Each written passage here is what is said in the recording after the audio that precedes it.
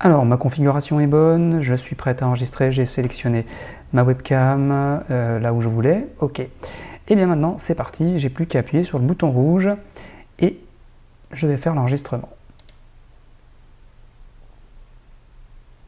Le petit compteur se met en route, c'est parti, je vais donc là enregistrer tout ce qui est à l'écran, y compris les mouvements de ma souris. Donc là, c'est Screencast-O-Matic qui est en train d'enregistrer. Et il est bien pratique parce que j'ai juste à appuyer sur le petit pause pour arrêter. Voilà, donc là j'ai enregistré 16 secondes. Et j'ai tout de suite la possibilité de vérifier ce que ça donne. Donc là, c'est plus mon enregistrement, mais bien ce que vient d'enregistrer Screencast-O-Matic que vous allez entendre. C'est parti. Le petit compteur se met en route. C'est parti. Je vais donc là enregistrer tout. Voilà. Donc, si cet enregistrement me convient, je peux le compléter, mais si ça ne me va pas, je peux tout de suite le supprimer.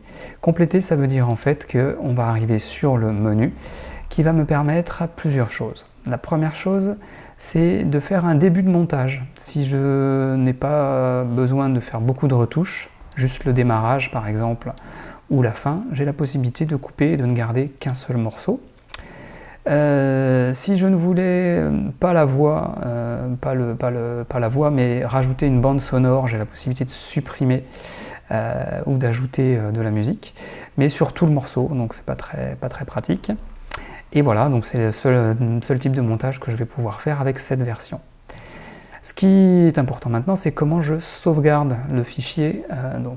Pour la sauvegarde, là il me propose sur le disque dur, hébergé sur Screencast-O-Matic ou directement sur YouTube, mais je peux faire plus pour aller voir que effectivement je peux aussi faire ça sur Vimeo, sur mon Drive ou sur une Dropbox.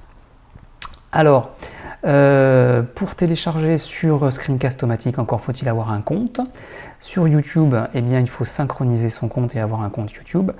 Là, vous pouvez dès maintenant sauvegarder en fichier vidéo pour le travailler par la suite. MP4, vous pouvez les MP4, mais vous voyez qu'on aurait pu enregistrer en AVI ou en FLV si on utilisait un logiciel de montage qui n'utilise pas MP4. Deuxième point, le nom du fichier. Alors c'est pas très clair, il faut cliquer dessus en fait, et puis ça m'ouvre un petit menu. Voilà, donc je change le nom, le dossier où je veux enregistrer. Point important, est-ce que je veux cacher sur le curseur ou mettre juste le curseur ou pas? Changer le curseur, il faut vraiment, le curseur c'est vraiment, quand vous avez vu la lecture tout à l'heure, c'est le petit rond jaune, donc ça peut être important de le mettre ou pas. Une fois que ça c'est fait, les sous-titres je n'utilise jamais, et bien on publie, c'est-à-dire qu'on va demander à Screencast-O-Matic de transformer ça en fichier MP4. Voilà, c'est fait. Une fois que tout ça est fait, je le retrouverai dans mon fichier. Et voilà, j'ai plus qu'à vous dire bravo à vous, vous avez fait votre premier screencast.